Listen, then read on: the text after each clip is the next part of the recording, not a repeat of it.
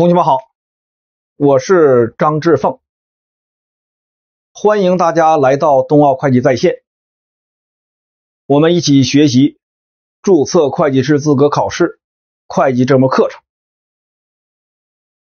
市场经济越发展，会计工作越重要，这是上个世纪90年代原国务院总理李鹏说的。那现在一般讲经济越发展，会计越重要，在会计界已经形成共识。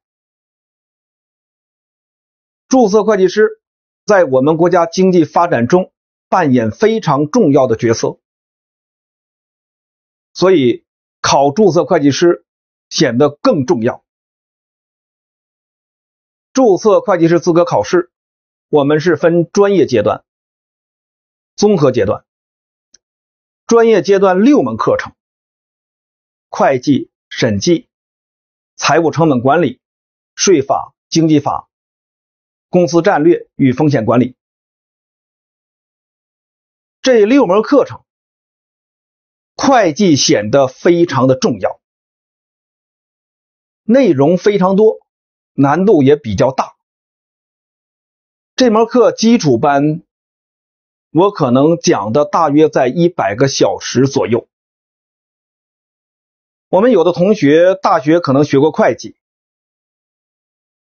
中级会计、高级会计，你们的学时也会很长，即便很长，有一些内容也可能没有讲到。会计当然也是一个基础性的，所以大家有这种准备。我们会计考试的时间是3个小时，那剩下的课有的是2个半小时，有的是2个小时。也就是说，我们学习这门课，你一定要投入足够的精力，不是说考3门课程，把时间呢都是每一门课安排1/3，这不合适的。每门课安排多少，你也得看一看具体情况。比如会计时间安排的相对来说肯定要多一点，这样才能学好。当然我不是说别的不重要，这几门课都非常重要，都学好了，专业阶段通过，综合阶段也通过。通过之后，我们要到世界各地去旅游，心情会更好。在介绍具体内容之前，我想讲4个问题。第一个是近3年考试题型题量，那第二个是16年教材章节及主要变化，第3个问题近3年命题规律，最后一个问题说一下如何高效备考。那先看第一个问题，近3年考试题型题量。我们考试的题型有单项选择题、多项选择题、综合题。综合题里面其中有一个题目，如果用英文作答给加5分，如果你全答对的话。最近3年题量也基本都一致。单选题是12个题目，每题2分，一共是24分。多选题10个题目，每题2分，一共20分。综合题4个题目，汉语答最高得56分，一个题目如果用英文答，那你最多可以得到61分。我们满分最高可以得到105分。60分只是及格，但是因为比较难，及格率不是很高。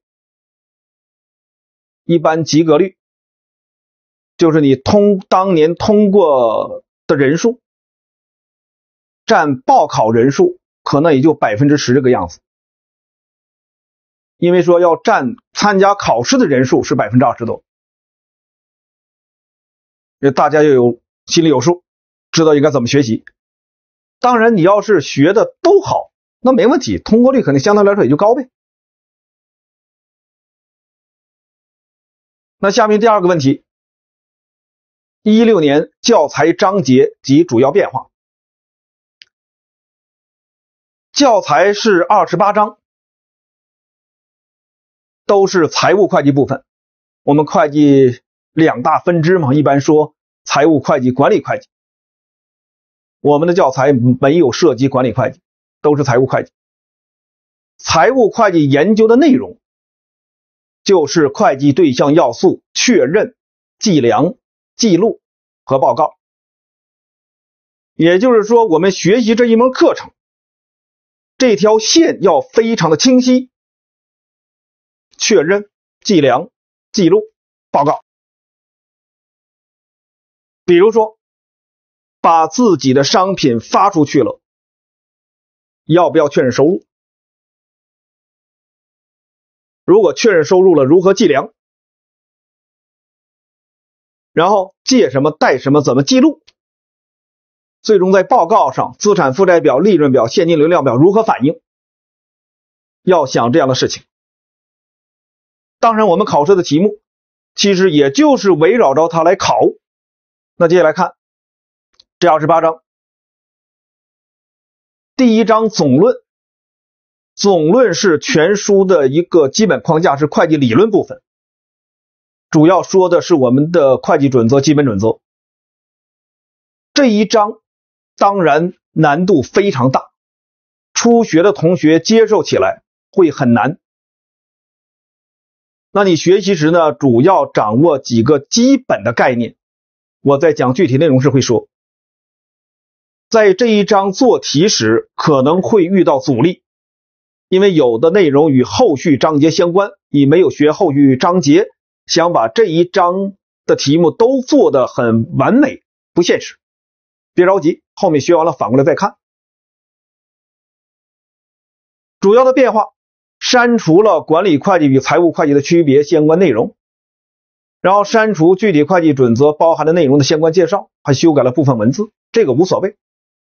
原来教材里谈管理会计、财务会计，那现在一想，反正我们这都是财务会计的，算了，不说了，挺好。第二章是金融资产，这就是到了资产这一块的确认计量了。我们会计要素有资产、负债、所有者权益、收入、费用、利润，这么6个。资产这个会计要素书上的章节比较多，那不像说负债、所有者权益一个一章，也不像说收入、费用、利润把3个要素放成一章了。资产内容确实很多。第二章金融资产比较难，难在一些业务比较抽象，比如说你要没有见到或者没听说过，像什么看涨期权、看跌期权，往里一搅和，显得就比较难。很多情况难不是难在我们会计本身，是难在对这个业务的处理怎么样，业务是什么样的一种情况不清楚。这一章大家在学习时，我建议放在第8章之前，就是你把这一章先等一等，然后学存货，接下来呢学固定资产，一会儿会说长期股权投资及合营安排，那更难。要你开始马上听金融资产，感觉挺头疼。再学存货还好，再学长期股权投资及合营安排，因为有一些概念与什么固定资产、无形资产、投资型房地产，还有一些企业合并，你开始基础还没有什么，听起来会很头疼。那有的同学头疼到不学了，就放弃了。其实像长期股权投资、合营安排，也不排除你在企业合并之前学都可以。说虽然有的章里面可能会提到这个概念，也无所谓。因此我是建议你学的过程中，第1章之后就是第3章、第5章、第6章、第7章，之后你再看第2章、第4章，然后谈资产减值，再往下去可能会好一些。那第2章教材的主要变化原来第4节贷款应收款项给删了，还修改了部分文字。删的内容也并不是很多，因为感觉说贷款应收款项它的处理的原理跟持有制到期投资基本一致，所以就给删了。第3章存货没有变化。第4章长期股权投资及合营安排，非常难的一章。长期股权投资和企业合并财务报表内容结合出题概率非常非常高，正常情况下肯定综合题里面有一个会与它相关。我们有一年的综合题3个题里面都差不多与这个相关，那题当然出的有点稍微多了点，但确实它很重要。在这一章教材主要的变化，增加因其他投资方增资成本法改为权益法的处理原则，还有修改了部分文字的表述。总的来讲变化也不算太大。这一章会讲的时间比较长，可能会在9个小时左右。当然你也别指望说9个小时听完了全都听得很懂，因为毕竟有一些概念很抽象，所以听的时候会比较费劲，有时可能需要2遍，甚至有时可能会谈到企业合并，学完企业合并在那边呢反过来感觉可能会好一些。不过我在介绍这一章时，像企业合并报表最基础的简单的概念也会提一提，要不提有一些内容你没有办法理解，提的也不是太复杂的。然后提完之后呢，对于我们后面学习企业合并报表也会有一定的好处。第5章固定资产基本没有变化，第6章无形资产基本没有变化，第7章投资性房地产基本没有变化。那第8章资产减值，第9章负债，第10章所有者权益，第11章收入费用和利润，这些基本都没有变化。其实除第1章之外，那我们这些章节就是到第11章结束，说的就是会计对象要素、确认、计量、记录的问题。第12章财务报告，那也是属于我们报告里的其中的一部分。从第2章到第11章，我把它叫做基础性章节，这些章节学习非常非常重要。一定不要看说是固定资产，这一章考试2分，算了不看了。无形资产才1分啊，不看了。我跟大家讲，这些基础性的章节学不好，那后面的涉及到的一些特殊业务会计处理，比如说所得税，那有些你不知道是怎么回事，来查错更正什么呀？不知道在干啥。一定要在这些基础性的章节，或者最基础性的章节，像存货、固定资产、无形资产、投资性房地产，那更基础了，要把它学得很熟。那你后面的什么债务重组啊、非货币资产交换啊、所得税啊、差错更正啊、合并报表，很多都会受益。不要小看这些章节，只是说我们有的一些考题的分数你没有办法往这边统计，而与所得税相关的，那里面会涉及到一些资产负债账面价值，那不都是这些基础性章节的吗？但分数可能会统计到所得税的一章去，很重要。好，我们看报告，财务报告。新增对优先股和永续债分类为权益工具和金融负债的猎报原则。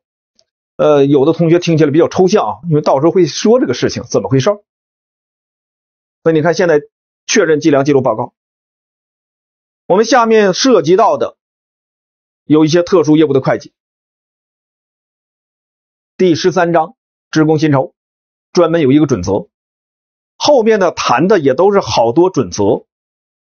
那这些准则我们在学习的过程中必须清楚核心是什么，你核心的内容掌握了，就会想为这个去学。比如这里面谈到非货币性资产交换，核心内容是什么呢？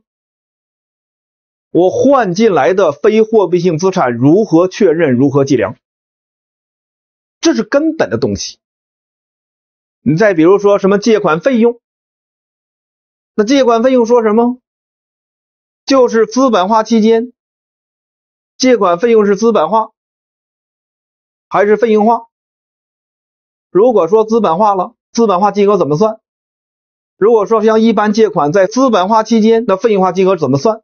资本化金额怎么算？不就说这样的一些问题，这都是关键的东西。第14章会有事项，第15章非货币资产交换，第16章债务重组，第17章政府补助，第18章借款费用，都是基础性的都是一些特殊业务的会计。那其中第13章是增加带薪缺勤例题的讲解，稍微展开了一点，剩余那些章节到第18章这一块基本没有变化。第19章股份支付，股份支付是增加上市公司实施限制性股票的股权激励的处理，原来有但写的很简单，后来把解释公告第7号的内容给放进来了。第20章所得税也是非常重要。第21章外币折算基本没有变化，所得税也基本没有变化。第22章租赁修改了一道例题，租赁听有人说叫租赁，长得有点像哈，你不能长得有点像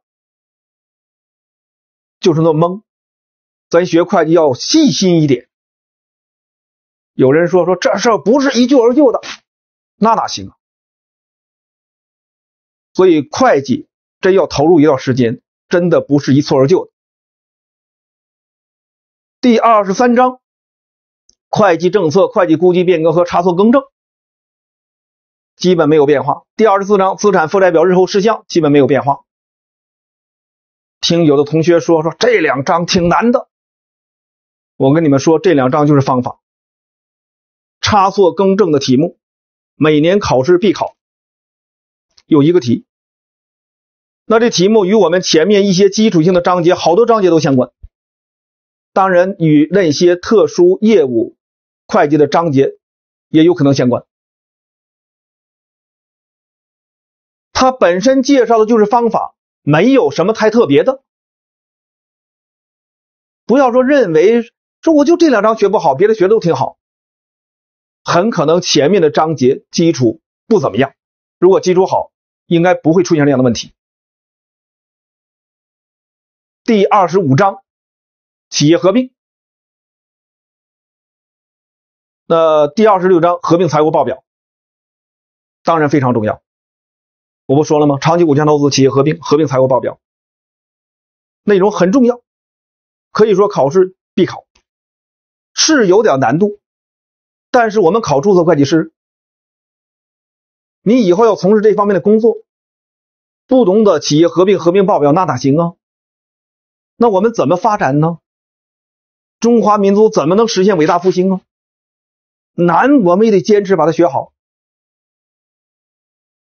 企业合并里面主要的变化，一个是通过就是多次交易分布实现企业合并中删除了同一控制的企业合并的讲解，修改了部分文字表述，有2个例题的表格发生了变化，重新编。第26章合并财务报表教材主要的变化，母公司购买子公司少数股权，原来没有太多说它的原则，还有不丧失控制权情况下部分处置对子公司投资这些原则又加了一些，因为原来写的太简单，增加了子公司发行优先股在财务报表中的列报原则，然后增加一体化存续的相关处理原则，对教材的一些例题修订完善了一下，有一些变化。第27章每股收益没有变化。第28章公允价值计量重新编写的，但没有本质的变化，只是不同的人写而已。那最后2章相对来说并不是太重要，所以一共是28章。总体来讲16年变化的不多，只是把解释公告第7号有一些内容给加进来了。那下面第3个问题，近3年命题规律总结。一个是覆盖面宽，考核全面，是单选多选客观题，还有4个综合题，考核的内容很多，基本上每个章节可能都会涉及。当然像第1章还有最后1章分数可能相对来说少一点，那以客观的题的形式还是可以考的。第2个是重视测试考生对知识的理解、实际应用、职业判断能力。你像有的一些题目都来自于实际中的一些案例，就是根据案例来改编的，都体现的就是一个实际应用的能力。当然我们有的一些要求职业判断、确认计量这方面，确实有一些要考核你职业判断这方面的能力。像一些差错更正的题目就比较强调这种职业判断。再一个特点呢，就是注重热点，突出重点。一般来说，每年教材新增的内容，考试出题时就容易出。那出题人也会想，要不出的话，显得好像说不知道新的知识增加了。突出重点，重点的，你像投资、企业合并、合并报表，还有像所得税、什么差错更正，这些都是一些重点。差错更正的题，投资合并报表题，大的综合题里面一般都会涉及。综合性较强，4个综合题56分，答好了还61分，当然有一定的综合性。不过顺便得说一下，自从实行计算机考试之后，会计题目跟以前相比要简单一些。最近3年的题总的难度不是很大，比较重视基础，所以我们学习的过程中，你也不要是花太多的时间去抠特别复杂的题目，基础性的东西掌握好了，那是最好的。那下面一个，如何高效备考？那一个是要订立学习计划，我们的目标是要顺利通过注册会计师资格考试。你为了通过考试，当然要有计划。比如说你报考了会计，从现在开始学习的，当然要根据你的定计划是看你的基础。零基础的同学呢，你还得先学会计学原理。你要不懂的那些借贷记账法，直接听会计，那头会很疼。你先把基础东西知道一下，然后再学习这个。当然你要基础好一些的，定计划就不一样了。那甚至可能像说我存货很熟，固定资产很熟，听课件的时候呢就少听一点。比如说你要有轻松过关系列，你做题时把那题会做了，也就往下走。每个人不一样，反正我想在考试之前的2个月，那你应该把基础班的课件要至少听一遍，把要是有轻松过关，那你至少把那题要做一下，还有1个月要提高，最后1个月要冲刺。那比如说至少网上的模拟题，那肯定得做一做才可以呀。根据自己的情况制定计划，计划定完之后要严格的执行计划。你别到时候说看书，今天看了，哟，那有一场球好看又去了，那个电视剧也不错，这又出了个新的电影，那都挺吸引人的。我们有时候在网络上学习啊，那受环境的一些影响比较大。如果说你自己自控这些方面，如果说再差一点的话，真的会影响学习的。我们要有毅力，执行计划。看到有的同学那个书前面的颜色跟后面不一样，前面看的比较多，后面没看呢，那这样想通过考试就比较难。好，下面全面研读大纲和教材，考试题目就按照教材出的。虽然有个别题目可能会超出范围，但分数会很少。我说研读不是把教材的东西背下来，你要在理解的基础之上去掌握。我们教材好多话是来自于准则，那准则的语言非常简练，很有档次，有的读起来挺费劲的，很难懂，那你得认真的研读。当然你研读过程中会遇到一些障碍，所以你可以听课件啊。老师在讲课时会把一些重点难点进行说明，会把它的背景给大家进行说明。你要不然有些东西你很难去理解，不知道是怎么回事。那下面一个要讲究学习方法，这一点很重要。课程与课程不同，但是我想大部分课程都应该在理解的基础之上去掌握。如果你要没有理解的话，就是死记硬背，想通过考试太难了，或者说根本就没有办法通过。至少会计这门课程背的东西并不多，理解的东西比较多，所以这块的学习方法很重要。基础知识学习真的特别重要。有人不说吗？说基础不牢，地动山摇。那你想想，重要不重要？那我再说，基础稳固，冲上云霄。你基础这些方面弄得特别好，那后面的说和什么所得税啊、企业合并啊、合并报表，接受起来也不难。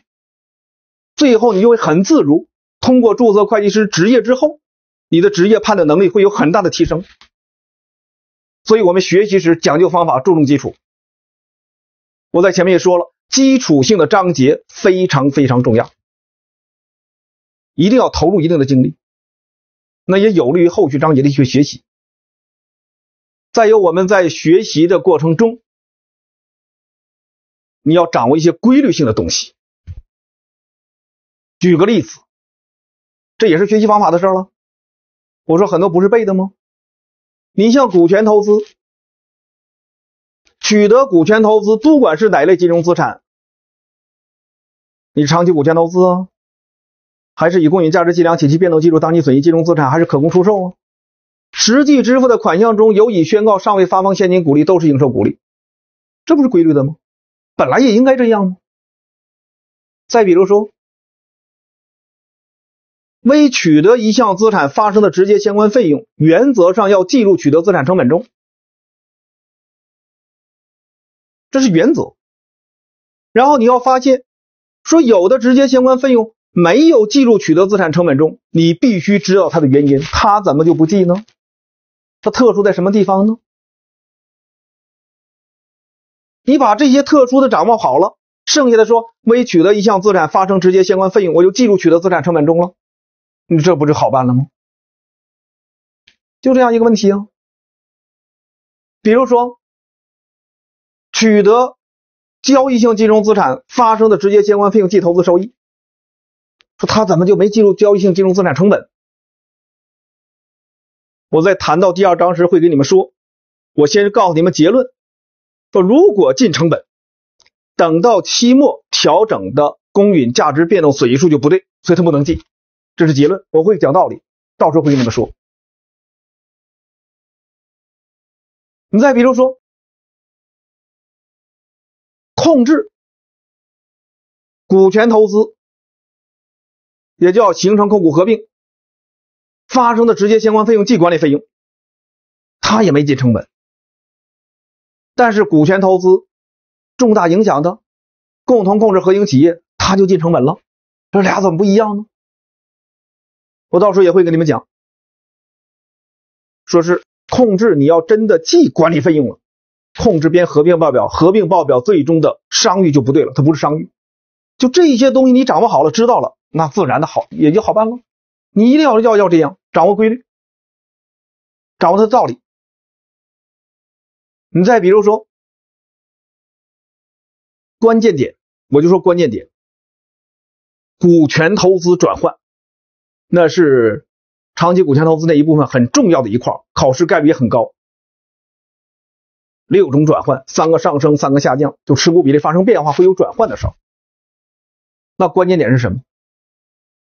关键点转换就要考虑公允，上升的要把原投资调到公允，就认为原投资卖了，按照公允再买回来，就这么调。下降的把剩下的那部分投资调到公允，他的做法说我全卖了，剩下的买回来，这就是关键点。你把这些掌握好了，后面那些转换这个那个怎么处理都可以接受，都是学习方法的问题。所以大家在学习过程中要特别注意我刚才谈到这些内容，这几点。接下来呢，加强练习很重要啊。光把书看懂了，或者说听课件听懂了，你不一定把内容掌握好了，考试做题时不一定得高分。练习很重要，通过练习能够更好的掌握教材中的内容。有时可能说自己感觉明白了，其实还没有真正的理解到位。你通过练习可能会发现一些问题，然后再去看书，自然就掌握了。有的同学说学习到后面前面就跟忘光了，肯定没忘光，你再去看前面内容用的时间肯定会很短，但你要练习做好了，基础比较稳固了，忘的就会少一些。做练习也会提高我们的速度，本身我们考试体量比较大，一般情况下是做不完的，那你要速度提高去，就可能做完了，就可能得到高分。那练习呢，不是说越多越好，你会的东西老练它干什么呀？重复东西老练它干什么呀？你选一本好的题，冬奥的轻松过关系列，实事求是说就是不错的。你选择其中的一本，就是说基础班清一清二哪个都可以，一般是这样。你比如你听哪个老师的课，你可以选哪本书。听完课件了，听课件我先说一下，你先做好一些预习，预习时间不要太长，看看哪块自己不是很清楚，然后你重点去听。听课件的过程中，速度不是说就按照那个倍数1，看你的情况，基础比较差的，那你可能1就够了。如果基础比较好的，你可以调到 1.6 倍或者 1.8 倍，这样都可以。挑重点的听，听完之后做那个每章的题目，按照这样来，一遍学完之后，第二遍重点的再进行学习，肯定效果会很好。还有历年考题也是非常值得研究，争取在我们考试之前把近3年的考题做得很熟练，看到这个题就知道怎么回事。那这样去参加考试就应该没有问题。只要大家努力，我想一定会顺利通过考试。祝大家轻松过关，谢谢。